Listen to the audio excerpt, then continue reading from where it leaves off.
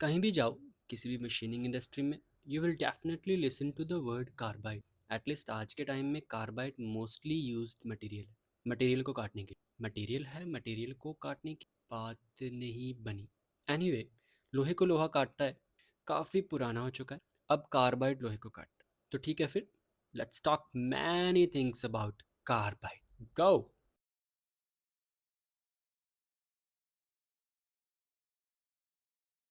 तो पहले के टाइम में factories and workshop high speed steel use करते थे टूल्स बनाने के लिए। ये टूल्स ठीक ठाक काम कर लेते थे, लेकिन जब मशीन्स फास्ट चलती थी या हार्ड मेटल कट करना होता था, तो ये टूल्स गर्म होकर डल या डैमेज हो जाते। इस वजह से प्रोडक्शन स्लो था और टूल बार बार चेंज करने पड़ते थे। इंडस्ट्री को चाहिए था एक ऐसा मटेरियल जो ज़्यादा हार्ड हो ताकि इजीली ब्लंट ना हो, हीट को झेल सके क्योंकि हाई स्पीड मशीनिंग में टूल बहुत गर्म हो जाता है, ज़्यादा देर चले ताकि बार बार टूल चेंज ना करना पड़े, टफ हो, वियर रेजिस्टेंट हो यानी कि जल्दी घिसे नहीं। तब साइंटिस्ट ने कार्बाइड को डेवलप किया जो एचएसएस से 2 से 3 गुना ज़्यादा हार्ड था और बहुत हाई टेम्परेचर भी झेल सकता था। इसने मशीनिंग स्पीड, टूल लाइफ और प्रोडक्शन क्वालिटी सब कुछ इम्प्रूव कर दिया। यानी कार्बाइड एक गेम चेंजर बन गया मैन्युफैक्चरिंग इंडस्ट्री में। So what exactly is a carbide? क्या ये लोहे का ही एक वेरिएंट है? क्या नेपोलियन नेपाली था? या एचएसएस को और हार्ड करके बनाते हैं? Let's find out.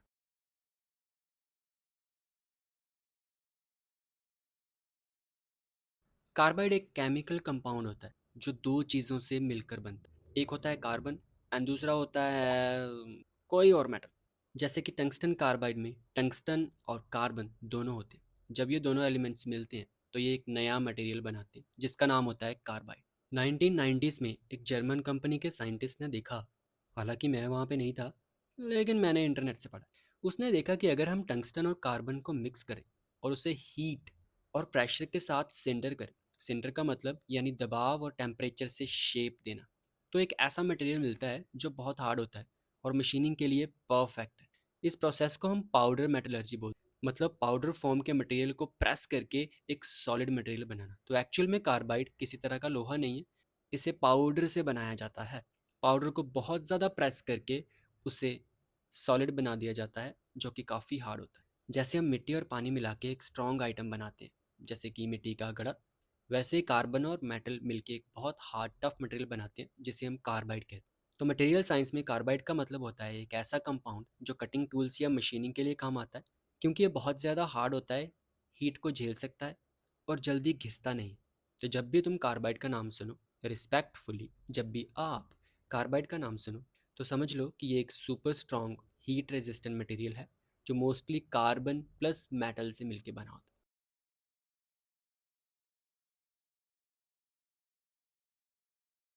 अब अगला सवाल आता है कि कार्बाइड से क्या क्या काट सकते हैं। अब कार्बाइड स्ट्रॉन्ग है इसका मतलब ये नहीं है कि कार्बाइड से ज़्यादा कुछ और स्ट्रॉन्ग है ही नहीं, या कार्बाइड हर चीज़ को काट सकता है।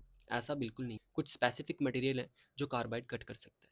लेकिन ये माना जाता है, या माना जाता है सही शब्द नहीं है, मतलब ये ही सच्चाई है कि ज़्यादातर मटेरियल कार्बाइड काट देता है, लेकिन इसका मतलब ये नहीं है कि सारे के सारे काट सकते हैं। तो कुछ स्पेसिफिक मटेरियल जो कार्बाइड कट कर सकता है, हार्डन स्टील उसमें से एक है जो बहुत टफ होता है।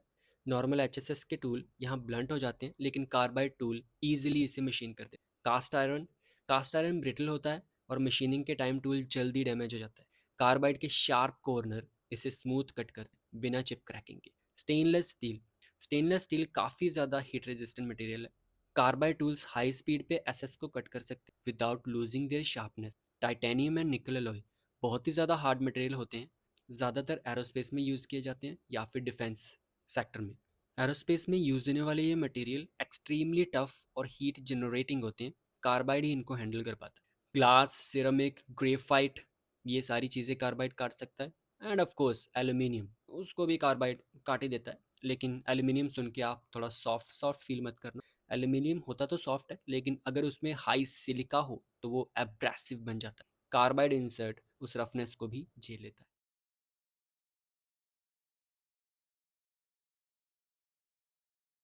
जैसा कि मैंने बताया था, कार्बाइड का मतलब होता है कार्बन प्लस किसी मेटल का कंपाउंड। तो अलग अलग मेटल के साथ कार्बन मिलके अलग अलग टाइप्स के कार्बाइड बनाता है। यहाँ पे कुछ important and commonly used carbide के बारे में मैंने बताया हुआ। तो सबसे पहला है टंगस्टन कार्बाइड। तो जो कार्बाइड टंगस्टन एंड कार्बन को मिला के बनाया जाता है उसे टंगस्टन कार्बाइड बोलते हैं। सबसे ज़्यादा पॉपुलर एंड सबसे ज़्यादा यूज होने वाला कार्बाइड। जब भी आप किसी कटिंग इंडस्ट्री में जाते हो या फिर किसी मैन्युफैक्चरिंग कंपनी में जाते हो, वहाँ पे 70 से 90% आपको कार्बाइड के टूल टंगस्टन कार्बाइड के ही मिलेंगे। उसका कारण है इसकी हार्डनेस बहुत ज़्यादा होती है, हीट को अच्छे तरीके से झेल सकता है, और इसी वजह से turning inserts, drills and mills सब इसी कार्बाइड से बनती हैं। सेकंड है titanium carbide. Titanium and carbon को मिला के बनाने वाले कार्बाइड को टाइटेनियम कार्बाइड बोलते हैं, लेकिन इसका नेचर थोड़ा सा टंगस्टन कार्बाइड से अलग होता है। इसकी ऑक्सीडेशन रेजिस्टेंस हाई होती है, यानी हवा में जल्दी रिएक्ट नहीं करता, और ये कार्बाइड सरफेस को काफ़ी हार्ड बनाता है, इसलिए इसे कोटिंग के रूप में यूज़ किया जाता है। यानी कि आपने जो टूल्स है उसमें आपने अलग अलग कलर लगे हुए देखे हुए होंगे, यानी कि उनके ऊपर जो कोटिंग होती है कुछ गोल्डन कलर की होती है, कुछ ग्रे कलर की होती है, कुछ पर्पल शाइनी कलर्स की होती है। वो सारी कोटिंग, हालांकि सारी नहीं कह सकते ऑफ कोर्स, लेकिन ज़्यादातर वो कोटिंग जो है वो टाइटेनियम कार्बाइड से की जाती है। Then third is tantalum carbide. बहुत ही कम यूज़ होने वाला कार्बाइड है क्योंकि ये बहुत ज़्यादा कॉस्टली होता है।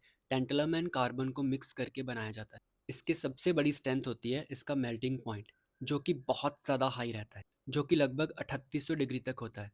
इस मटेरियल को स्पेशली एरोस्पेस के टूल्स बनाने के लिए यूज़ करते हैं, और वहाँ पे भी ज़्यादातर मैंने टंगस्टन कार्बाइड देखा है, और ये मटेरियल वहाँ पे भी बहुत कम मिलता है। तो इसी तरह के कुछ और कार्बाइड्स भी हैं, जैसे नायोबियम कार्बाइड, सिलिकॉन कार्बाइड, जिनके अपने अपने बेनिफिट्स हैं।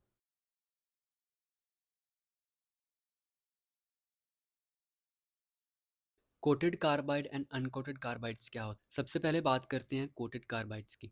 दरअसल ये और कुछ नहीं, ये वही रॉ टंगस्टन कार्बाइड होता है जो सिंटरिंग के बाद डायरेक्ट यूज़ किया जाता है। कहने का मतलब कार्बाइड बनाया, सीधा मशीन पे लगाया और यूज़ करना शुरू कर दिया, जिस पे किसी तरह की कोटिंग नहीं करी गई, उसे कोटेड कार्बाइड बोलते हैं।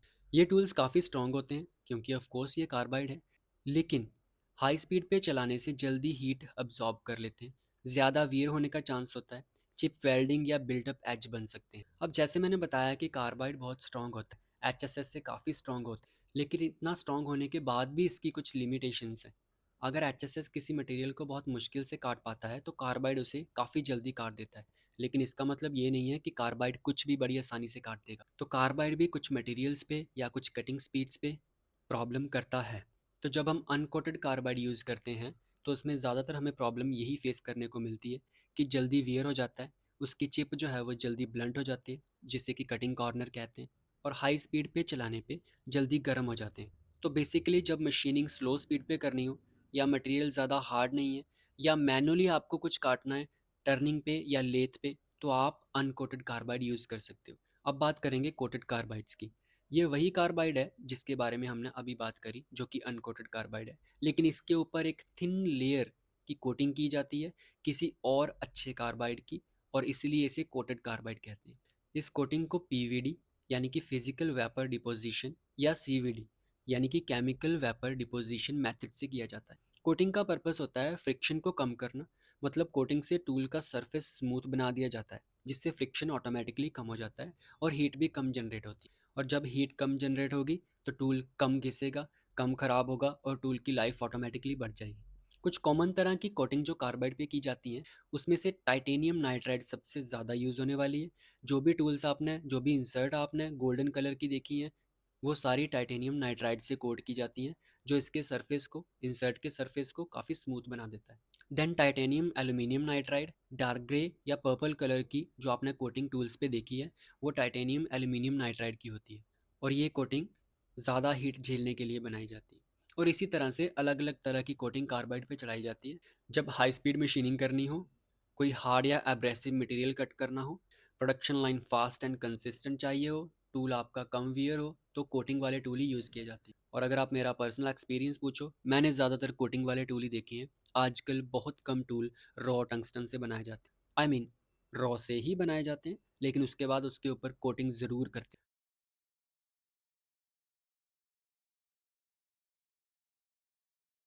अब बारी आती है कि एक बार कार्बाइड बना लिया तो क्या वो हर तरह का मटेरियल काट देता है? देखो, जो मटेरियल काटा जाता है वो किसी तरह का भी हो सकता है। ऐसा नहीं है कि हम लोहा ही काटते रहें, स्टील ही काटते रहें, एल्यूमिनियम काटते रहें। हर एक मटेरियल की अलग प्रॉपर्टी होती है। स्टील थोड़ा टफ होता है, इलास्टिक होता है, एल्यूमिनियम सॉफ्ट होता है, कास्ट आयरन ब्रिटल होता है, टूट जाता है लेकिन हार्ड होता है। कुछ मेटल्स मशीनिंग के टाइम बहुत ज़्यादा हीट बनाते हैं, कुछ चिप वेल्डिंग करते हैं और कुछ घिसाने वाले एब्रेसिव होते हैं, यानी कि कुछ इंसर्ट को जल्दी घिसाते हैं, कुछ उस पर चिपक जाते हैं या कुछ उसे गर्म करके वैसे ही तोड़ देते हैं। तो अब अगर सब मटेरियल अलग अलग बिहेव करते हैं तो क्या एक ही कार्बाइड इंसर्ट सब पे काम करेगा? बिल्कुल नहीं। इसलिए इंडस्ट्री में अलग अलग कार्बाइड ग्रेड बनाए जाते हैं जिनका हार्डनेस, टफनेस और हीट रेजिस्टेंट लेवल मटेरियल के हिसाब से सेट किया गया होता है। तो कार्बाइड ग्रेड का मतलब होता है इंसर्ट किस टाइप के मटेरियल के लिए बनाया गया है। हर ग्रेड का अपना स्पेशल काम होता है और ये ग्रेड्स आइडेंटिफाई किए जाते हैं कोड्स के थ्रू, जिसे आईएसओ कोडिंग सिस्टम कहते हैं। हालांकि अमेरिकन कोडिंग सिस्टम भी अवेलेबल होती है, लेकिन हम इंडिया में आईएसओ कोडिंग सिस्टम यूज़ करते हैं। और इस कोडिंग सिस्टम में हर एक ग्रेड को एक अल्फ़ाबेट से और उसके साथ एक नंबर वैल्यू से डिफाइन किया जाता है। एग्जाम्पल के लिए, जो भी टूल आपने खरीदा है उसके बॉक्स के पीछे एक ना एक अल्फ़ाबेट लिखा होता है, जिसका मतलब होता है कि वो इंसर्ट या वो कार्बाइड कौन से मटेरियल कट करने के लिए बनाया गया है। अगर कुछ कॉमनली यूज्ड ग्रेड्स की बात करें, तो अगर किसी इंसर्ट के पीछे पी लिखा हुआ है तो वो स्टील के लिए बनाया गया है। अगर किसी कार्बाइड के पीछे एम लिखा हुआ है तो वो स्टेनलेस स्टील के लिए बनाया गया है। के ग्रेड कास्ट आयरन के लिए होता है। एन ग्रेड एल्यूमिनियम या नॉन फेरस मटेरियल के लिए होता है। एस सुपर अलॉयज के लिए होता है एंड एच हार्डन स्टील के लिए होता है। तो ये तो हो गया उसकी कैटेगरी मटेरियल्स को लेकर। अब उनके साथ कभी कभी नंबर्स भी लिखे रहते हैं, P20, P30, P05, N05, P40। Grade के साथ जो नंबर होता है उसका मतलब होता है कि ये इंसर्ट कौन से ऑपरेशन के लिए सुटेबल है। यानी कि जितना नंबर छोटा होगा उतनी वो insert high speed and finishing के लिए यूज़ की जा सकती है। बीच वाला नंबर जनरल पर्पस के लिए यूज़ होता है, यानी कि आप उसके साथ roughing and finishing, semi finishing सब कर सकते हो। एंड जितना बड़ा नंबर होगा उतना ज़्यादा उसे हैवी रफिंग के लिए, ज़्यादा मटेरियल उखाड़ने के लिए यूज़ किया जाता है। इवन इंटरप्ट कटिंग के लिए भी यूज़ कर सकते हैं। अब इसके अलावा अलग अलग कटिंग टूल मेकिंग कंपनीज जैसे कि सैंडविक, कैनामेटल, वीडिया, इन्होंने इंसर्ट के लिए कुछ अपने ग्रेड भी बनाए हैं, यानी कि आईएसओ ग्रेड के अलावा। जैसे कि सैंडविक के कुछ ग्रेड GC4325, GC4215 और ऐसे ही कैनामेटल के एंड वीडिया के ग्रेड्स। लेकिन इनका बेसिक क्लासिफिकेशन जो है वो आईएसओ पे ही डिपेंड होता है, जैसे कि अभी मैंने आपको थोड़ी देर पहले बताया। सिर्फ उनका डिज़ाइन अलग हो सकता है एंड उनका नाम अलग हो सकता है, जिनकी वजह से उसे कस्टम ग्रेड दिए जाते हैं, ताकि जब भी आप किसी कंपनी से इंसर्ट परचेज करो तो आपके पास उसका एक नंबर हो, ताकि आप उन्हें बता सको और उस तरह की इंसर्ट आपको दी जा सके। लेकिन अगर हम पर्टिकुलरली बात करें मटेरियल की, तो वो बेसिक ग्रेड के हिसाब से ही काम करता है। इवन कंपनियां भी उस ग्रेड को फॉलो करती हैं। तो मेरे ख्याल से आज के लिए हमने कार्बाइड के बारे में काफ़ी कुछ पढ़ लिया है। अगली क्लास में जो पार्ट 2 बनेगी उसमें हम देखेंगे कि कैसे इस कार्बाइड से इंसर्ट बनाई जाती है, इंसर्ट की शेप जो है वो कैसे कार्बाइड की स्ट्रेंथ को बढ़ा सकती है या कम कर सकती है। तो ये सारी चीज़ें हम अगली क्लास में सीखेंगे, जो कि होगी पार्ट 2। तो आज के लिए थैंक यू सो मच, बहुत बहुत शुक्रिया आपका ये वीडियो वॉच करने के लिए। और अगर आपको मेरी ये वीडियो पसंद आई है then so thank you, subscribe my channel, share this video, like it, and I will see you in the next video इसके पार्ट 2 के साथ। एंड तब तक के लिए bye bye. I wanna see you out that door, baby. Bye, bye, bye.